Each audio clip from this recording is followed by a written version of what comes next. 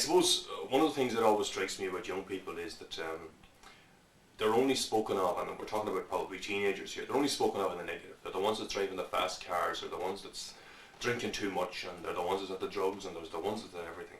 And they're always a sort of a notion that they're our problem, you know. And I think until society changes, and until, how does society change? Society changes through leadership, and leadership will come by and large from the people who have influence in society, and those who have most influence are those who are in government and those who are charged with creating policy.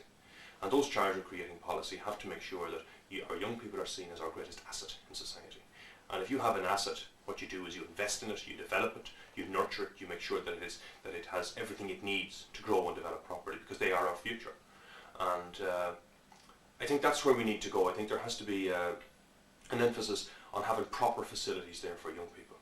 In every town in the country, we should try and make sure that we have facilities there that they can use, that they feel a part of society, that they feel that they have a voice, that they feel that people care about them and their issues. And I think that in many cases, a lot of the stuff which I spoke of earlier, are the stuff about the problems, are a reflection of, or are because of, the absence of investment in youth facilities, and in not just facilities but also people to work with youth to ensure that they feel that they are nurtured and that they have a role in society and that they are valued by society. And that's really what I mean by all of that, you know. And there's umpteen examples of it all over the country, and there is some great work being done. The GAA do great work as a sporting organisation.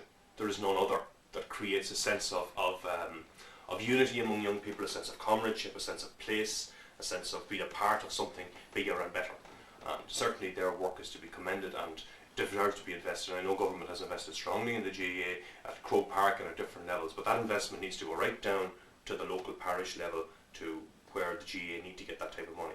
Now, unfortunately, there's some young people who don't want to play Gaelic football or hurling or whatever, and there needs to be investment in other sectors as well.